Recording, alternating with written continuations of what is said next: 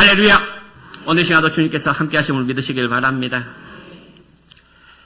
제가 찬양하면서 생각을 해봤습니다.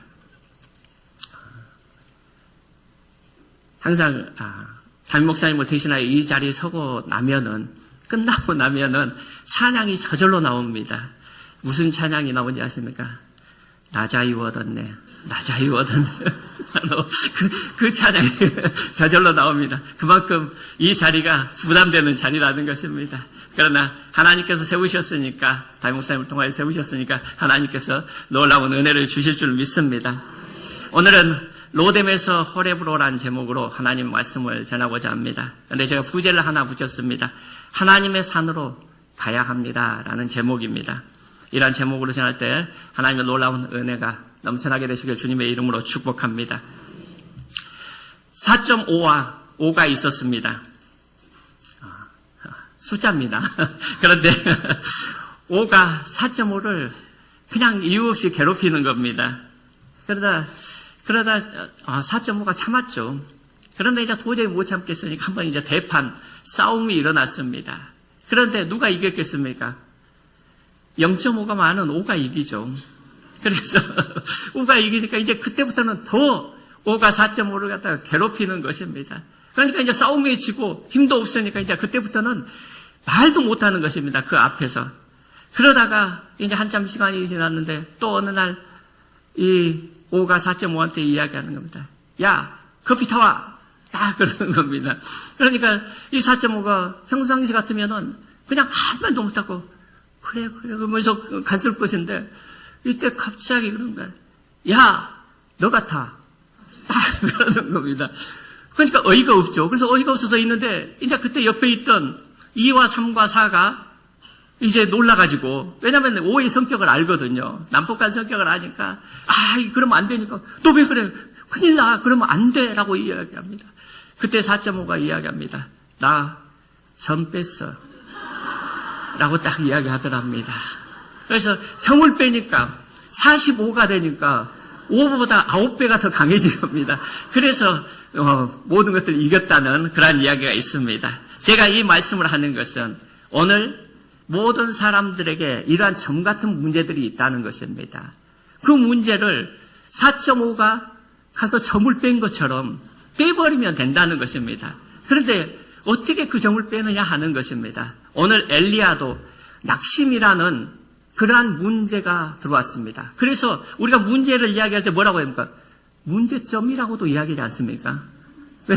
문제점이 들어온 겁니다. 그 점을 빼는데 어떻게 빼게 되었는지를 알아보고 은혜받는 복된 시간 되시길 주님의 이름으로 축복합니다. 먼저 첫 번째로 로뎀으로 간 엘리야의 모습을 보겠습니다. 오늘 엘리야는 아방의 왕비죠. 바로 이세벨을 피하여서 도망을 가는데 정말 멀리도 도망을 갑니다. 이스라엘에서 남유다 가장 밑이죠. 제일 끝에 땅입니다. 그래서 이스라엘을 이야기할 때 단에서 브엘세바까지라고 했는데 그 브엘세바까지 도망을 갑니다. 마지막 끝 지점까지 가는 것이죠. 거기를 지나면 이제 광야입니다.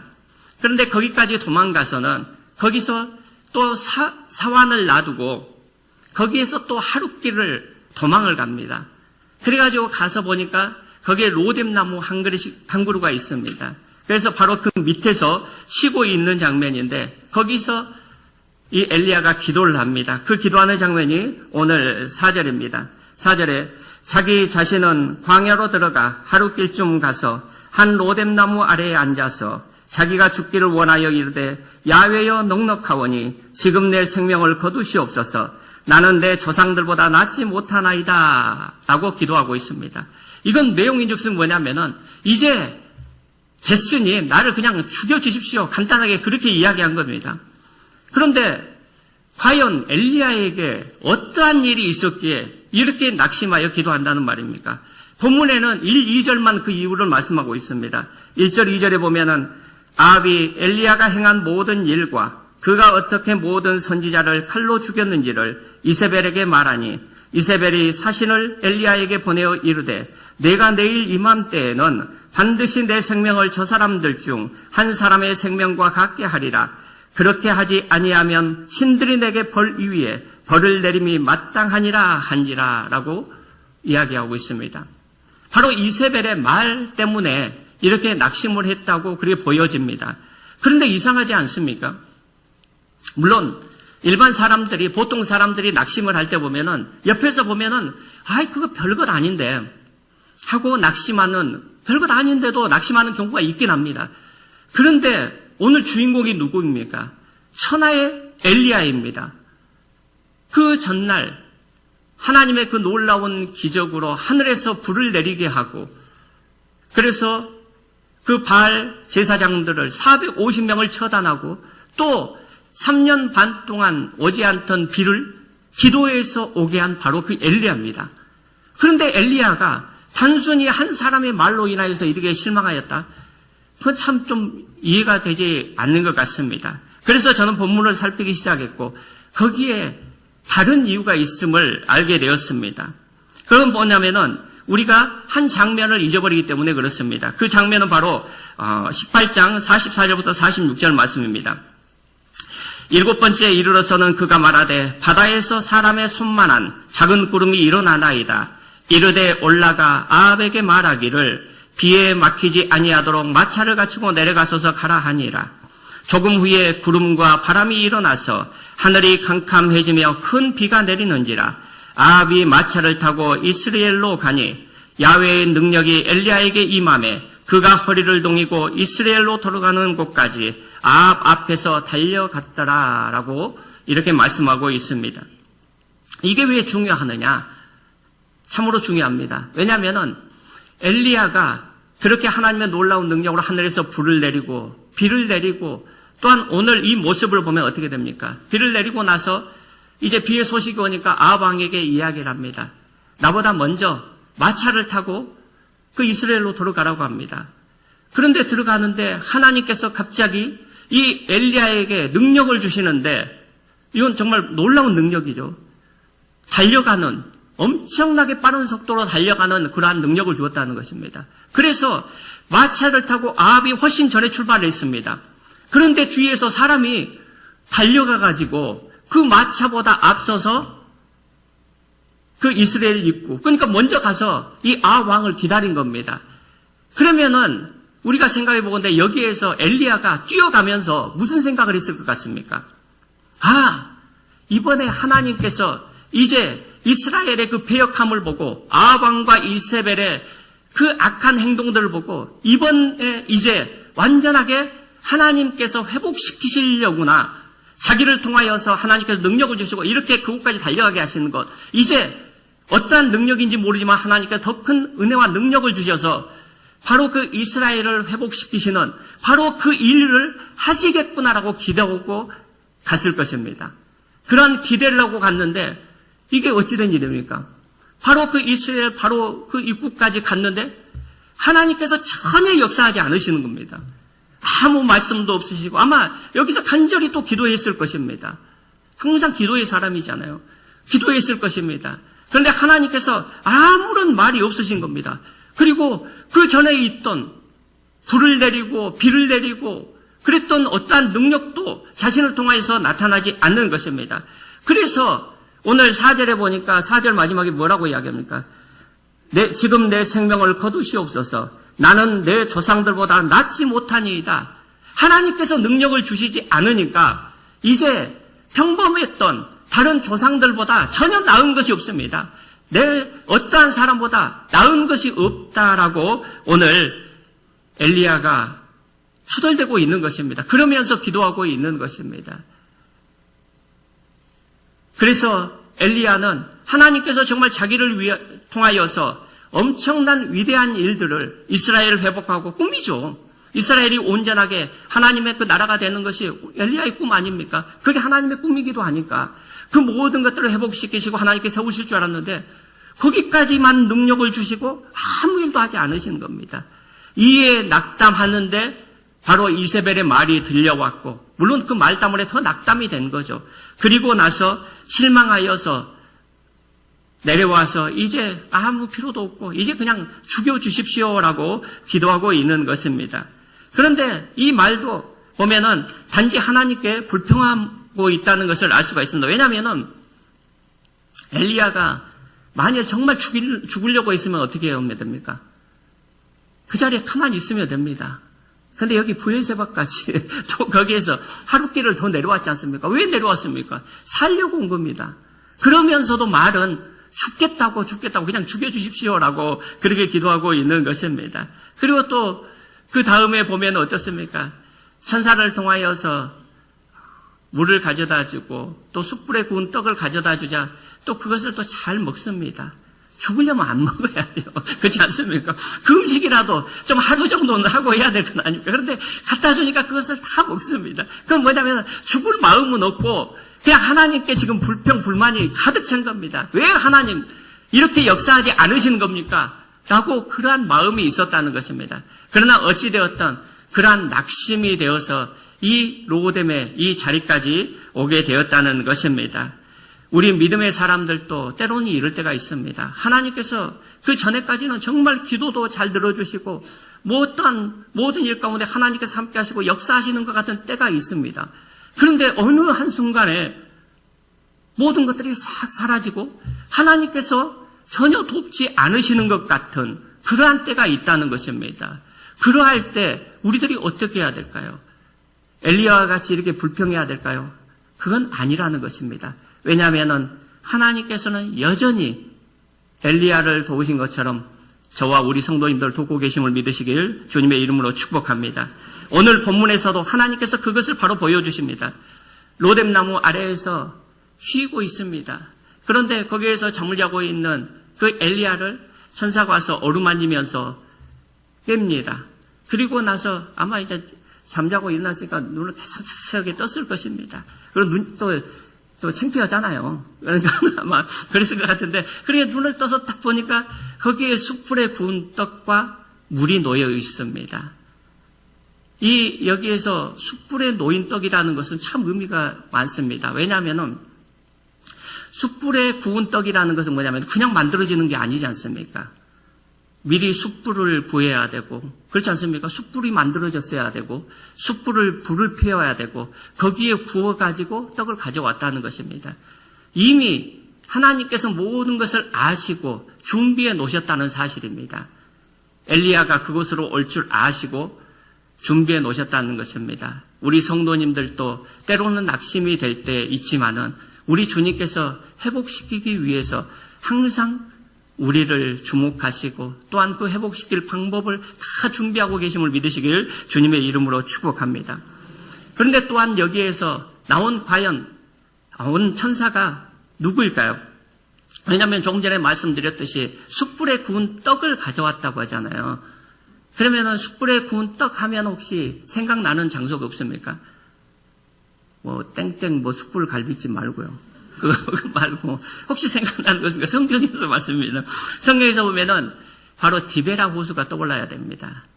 왜냐하면 예수님께서 부활하시고 나서 제자들이 전부 실망하여 가지고 디베라 호수에 와서, 물론 갈릴리 호수입니다. 왜 디베라 호수라고 하냐면은 바로 로마 제국 지베아에 있었지 않습니까? 그래서 로마 제국의 2대 왕이죠. 2대 황제 티베리우스의 이름을 따가지고 바로 디베라로 불러지기도 했습니다. 그러니까 디베라 호수나 갈릴리 호수, 또 갈릴리 바다 전부 다 똑같은 것이죠. 그곳에서 낙심하고 있을 때 예수님께서 찾아오십니다. 그게 요한복음 21장 4절부터 나옵니다. 날이 새어갈 때 예수께서 바다에 서셨으나 제자들이 예수이신 줄 알지 못하는지라. 예수께서 이르시되 얘들아 너희에게 고기가 있느냐? 대답하되 없나이다. 이르시되 그물을 배 오른편에 던지라. 그리하면 잡으리라 하시니 이에 던졌더니 물고기가 많아 그물을 들 수 없더라. 예수께서 사랑하시는 그 제자가 베드로에게 이르되 주님이시라 하니 시몬 베드로가 벗고 있다가 주님이라 하는 말을 듣고 겉옷을 두른 후에 바다로 뛰어내리더라.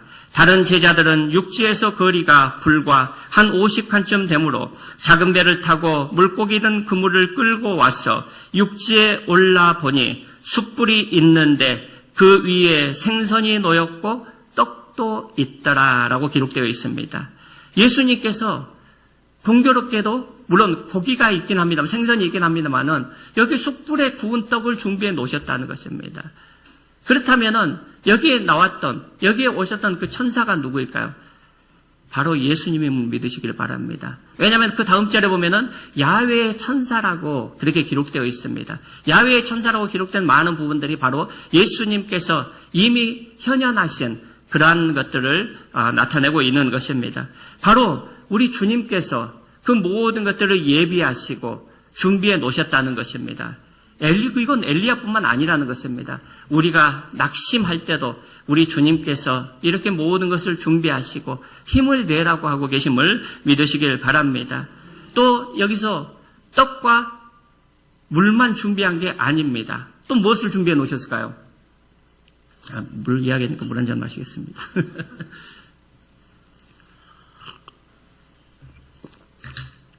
무엇을 준비해 놓으신 것 같습니까? 우리가 지나치기 쉬운데 바로 로뎀 나무를 준비해 놓으셨습니다. 그 로뎀 나무가 그 자리에 있는 것은 우연이 아닙니다. 바로 천지 창조 때부터 하나님께서 나무를 만드시고 나서 그 나무가 씨를 뿌리고 또 거기에서 나게 하시고 그런 모든 것들을 천지 창조 때부터 이미 아시고 거기에 바로 그 자리에 로뎀 나무가 있도록 준비해 놓으셨다는 것입니다. 우리들은 그것을 잘 생각하지 못합니다. 그래서 우리가 때로는 낙심되고 어떤 문제가 있을 때는 주님께서 무엇인가를 우리를 위해서 준비해 놓으셨음에도 불구하고 우리가 그걸 발견하지 못하고 그냥 낙심하고 있을 때가 많이 있다는 것입니다. 그때 낙심의 자리에서 우리 주님께서 무엇을 우리에게 준비해 놓으셨는지를 발견할 수 있는 복된 성도님들 모두가 되시길 주님의 이름으로 축복합니다. 이렇게 엘리야는 거기에서 이 음식과 물을 먹고 힘을 내어서 40주 야를 걸어서 바로 하나님의 산으로 가게 됩니다. 그런데 여기에서 40이라는 숫자가 굉장히 중요합니다. 왜냐하면 엘리야가 걸었던 그 40일은 또 이스라엘 백성들이 걸었던 40년을 또한 의미하기도 합니다. 그러니까 우리의 인생길 가운데 이 40일을 걸어가는 동안 하나님께서, 우리 주님께서 그냥 놔두시는 것이 아닙니다. 그때도 계속해서 공급하시고 그 하나님의 산까지 이르도록 하셨다는 것입니다. 우리 주님께서 우리의 인생의 모든 길 가운데서도 우리를 이끄시고 계심을 믿으시기를 바랍니다. 그래서 이 엘리야도 오늘 우리 주님의 도우심으로 그 하나님의 산까지 오게 되었다는 것입니다. 두 번째로는 하나님의 산에 선 엘리야를 보도록 하겠습니까? 엘리야가 하나님의 산 호렙에 이르자 우리 하나님께서 엘리야를 부르십니다. 그러자 부르자 엘리야가 대답을 합니다. 10절에 보니까 그가 대답하되 내가 만군의 하나님 야훼께 열심히 유별하오니 이는 이스라엘 자손이 주의 언약을 버리고 주의 제단을 헐며 칼로 주의 선지자들을 죽였음이오며 오직 나만 남았거늘 그들이 내 생명을 찾아 빼앗으려 하나이다. 또 똑같은 이야기를 아직 하고 있습니다. 그때 이제 하나님께서 이 엘리야가 그 실망한 것, 그것에 대한 답으로 무언가를 보여주시는데 바로 그게 11절과 12절에 나타나고 있습니다. 크고 강한 바람이 산을 가리고 바위를 부수나 바람 가운데 야훼께서 계시지 아니하며 바람 후에 지진이 있으나 지진 가운데에도 야훼께서 계시지 아니하며 또 지진 후에 불이 있으나 불 가운데에도 야훼께서 계시지 아니하더니 불 후에 세미한 소리가 있는지라 라고 기록되어 있습니다. 이것을 과연 왜 하나님께서 엘리야에게 보여주셨을까요? 이것은 오늘 본 바람, 지진, 불과 같은 것은 무엇이냐면은 바로 모세를 통하여서 행하였던 기적, 또한 엘리야를 통하여서도 바로 불과 그런 놀라운 일들을 행하셨지 않습니까? 그래서 모세를 통하여서 바람을 통해서 역사하신 것은 바로 홍해의 기적을 이야기합니다. 출애굽기 14장 21절에 모세가 바다 위로 손을 내밀매 야훼께서 큰 동풍이 밤새도록 바닷물을 물러가게 하시니 물이 갈라져 바다가 마른 땅이 된지라. 바람을 통하여서 하나님의 기적을 보이셨다는 것입니다. 또한 지진은 어느 때 있었습니까? 고라 일당을 통하여서 그 모반하려고 했을 때 보였던 기적이었습니다. 민수기 16장 30절 이하에 보면은 만일 야훼께서 세일을 행하사 땅이 입을 열어 이 사람들과 그들의 모든 소유물을 삼켜 산채로 수골에 빠지게 하시면 이 사람들이 과연 야훼를 멸시하는 것인 줄을 너희가 알리라. 그가 이 모든 말을 마치자마자 그들이 섰던 땅바닥이 갈라지니라. 땅이 그 입을 열어 그들과 그들의 집과 고라에게 속한 모든 사람과 그들의 재물을 삼키며라고 기록되어 있습니다. 하나님께서 그 지진으로 그런 놀라운 역사를 또한 보이셨다는 것입니다. 또한 호렙산에서 불로 하나님께서 직접 현현하시는 그런 장면도 있었죠. 출애굽기 19장 18절에 보면은 시내산에 연기가 자욱하니 야훼께서 불 가운데 거기 강림하심이라.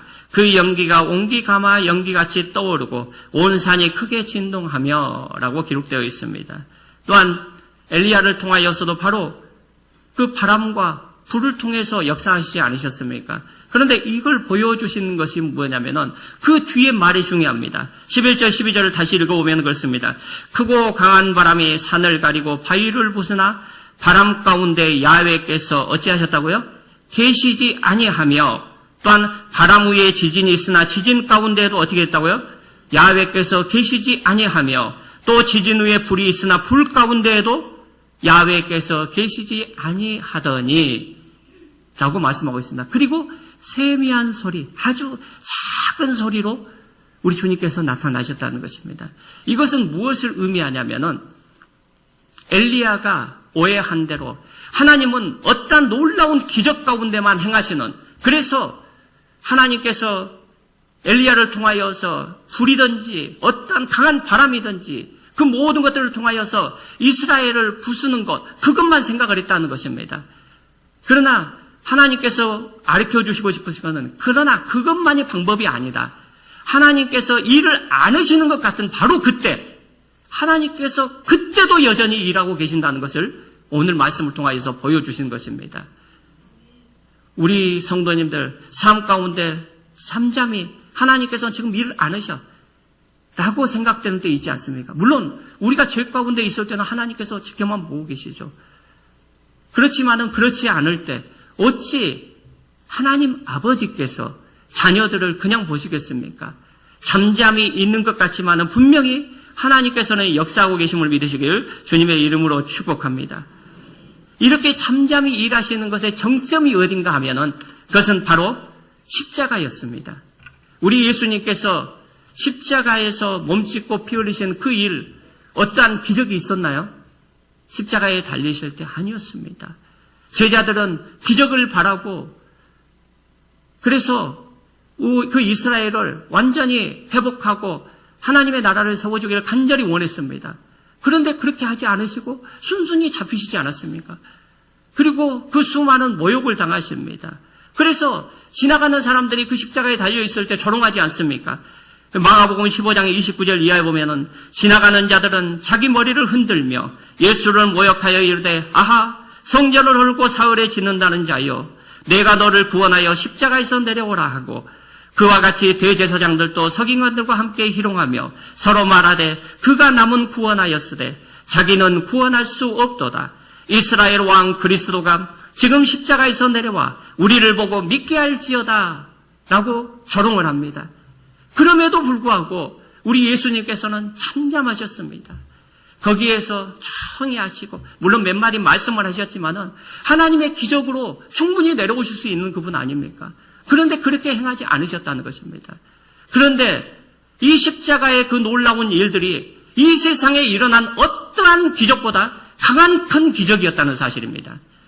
우리의 삶 가운데 우리 주님께서 가만히 있는 것 같지만은 그 가운데서 행하시는 모든 것들, 그것이 어떠한 큰 놀라운 기적, 정말 하늘에서 불을 내리고 정말 어떠한 일들로 치유받고 그러한 것들, 그럼 일어나야죠, 물론. 그러나 그런 것들보다 훨씬 더 중요한 일일 수도 있다는 사실을 절대로 잊지 마시길 주님의 이름으로 축복합니다. 그래서 우리 하나님께서 바로 엘리야에게 그것을 교훈하시는 것입니다. 조용하게 이루는 것 같지만은 그때도 여전히 나는 너를 위하여서 일하고 있다 라고 말씀하는 것입니다. 또한 이스라엘을 위하여 일하고 있고 하나님의 나라를 위해서 일하고 있다는 것을 보여주시는 것입니다. 그러므로 저와 성도님들은 우리가 갈릴리 바다에서 있을 때 파도가 쳤지 않습니까? 그리고 풍랑이 일고 제자들이 그 가운데서 고통 가운데 있을 때 그 파도를 딛고 우리 예수님께서 걸어오십니다. 정말 놀라운 장면입니다. 그때 걸어오신 그 주님도 우리 예수님이시고 신뢰해야 되지만은, 그러나 그 제자들과 함께 배에서 있을 때 예수님께서 어떻게 하셨습니까? 같이 주무셨습니다. 그런데 제자들이 그 예수님을 믿지 못하고 우리가 죽게 되었나이다 라고 부르짖지 않습니까? 그렇게 부르짖었을 때 예수님께서 기도했지 않습니까? 그러니까 예수님 살려주십시오 라고 기도했을 때 그걸 칭찬하신 것이 아니라 도리어 책망하셨다는 사실입니다. 왜 책망하셨을까요? 잠잠히 계신 주님을 바라보지 못했기 때문에 그렇습니다.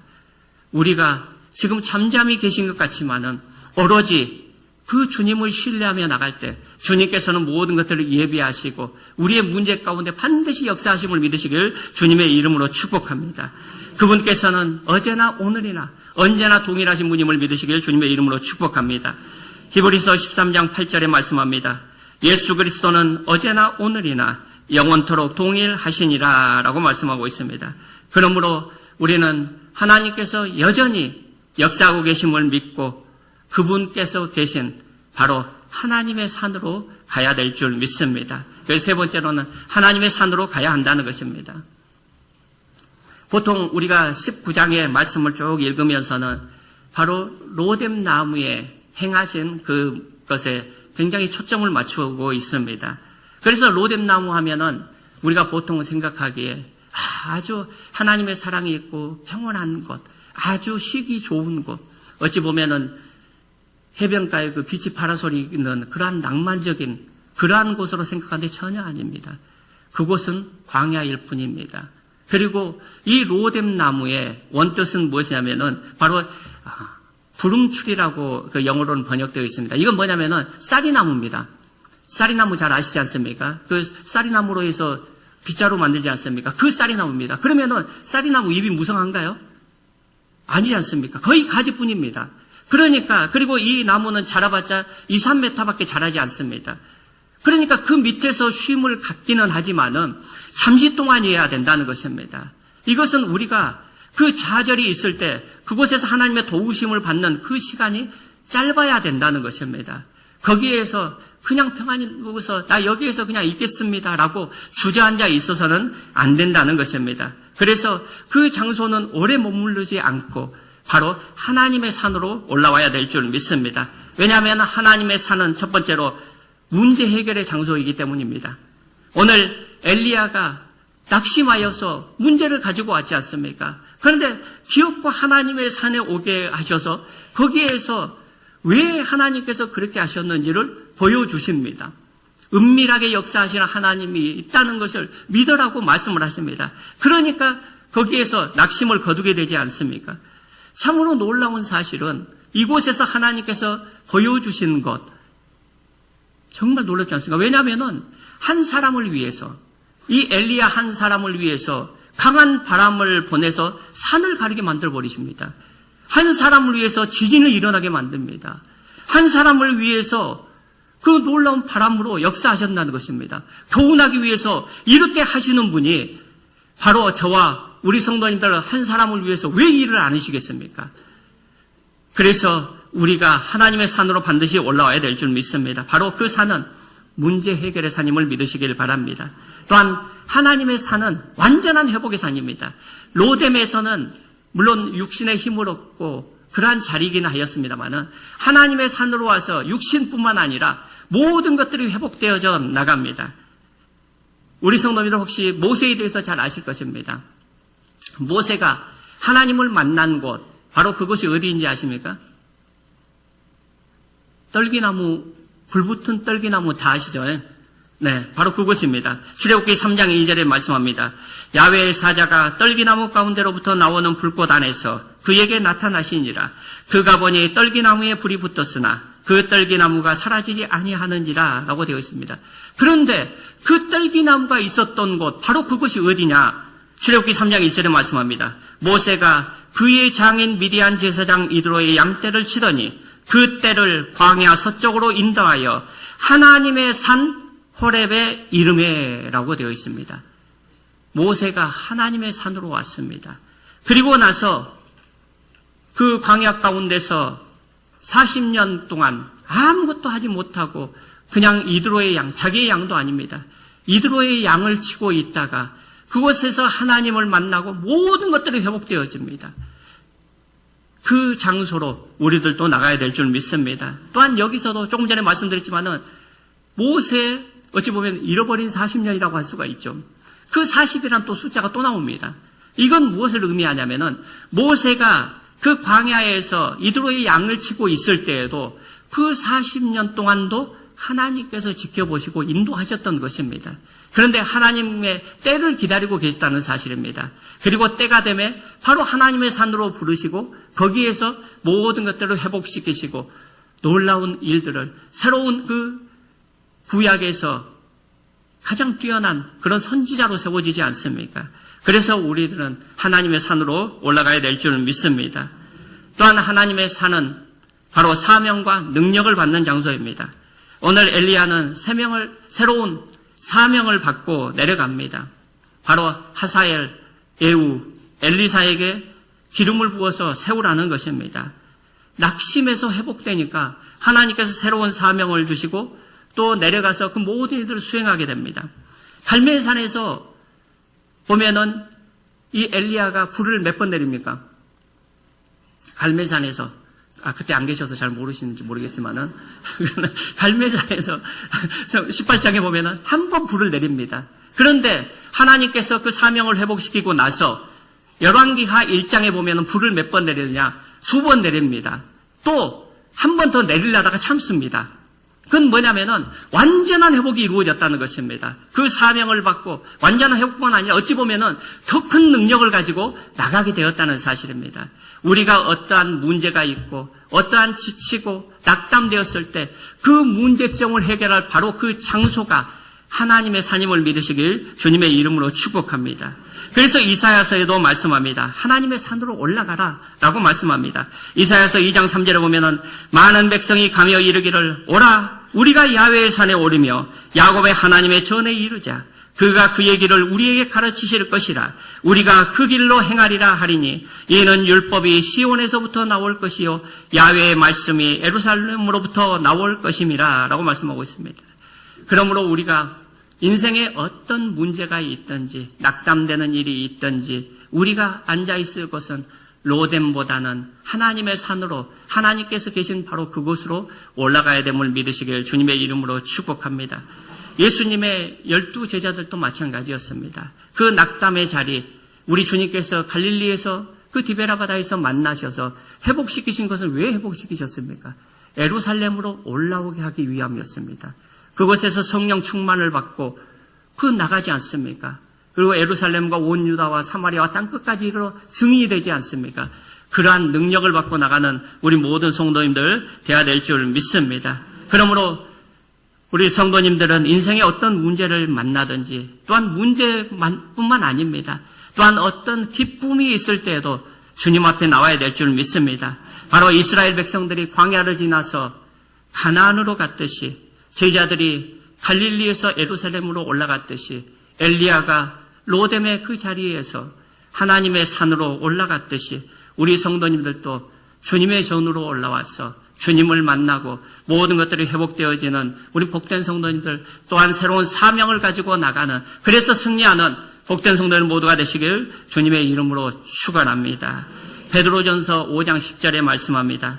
모든 은혜의 하나님 곧 그리스도 안에서 너희를 부르사 자기의 영원한 영광에 들어가게 하신 이가 잠깐 고난을 당한 너희를 친히 온전하게 하시며 굳건하게 하시며 강하게 하시며 털을 견고하게 하시리라 라고 말씀하고 있습니다. 잠깐 고난을 당한 우리를 친히 온전하게 하시고 우리 주님께서 하시는 겁니다. 굳건하게 하시고 강하게 하시고 털을 견고하게 해주실 걸 믿으시길 바랍니다. 오늘 엘리야도 우리 주님께서 또 그 떡과 물이라고 하지 않았습니까? 그러면은 그 인생길 가운데 40일 가운데 무엇으로 힘을 주셨는가? 떡은 예수 그리스도를 상징합니다. 물은 성령을 상징합니다. 인생 가운데 예수 그리스도께서 성령으로 오셔서 돕고 계신다는 사실입니다. 보호하고 계신다는 사실입니다. 그래서 우리 귀한 성도님들 어떠한 일들이 있든지 하나님의 전에 와서 완전한 회복을 얻고 놀라운 하나님의 그 일들을 체험하고 나아가서 또한 하나님의 일을 감당하게 되시는 복된 성도들 모두가 되시길 주님의 이름으로 축원합니다.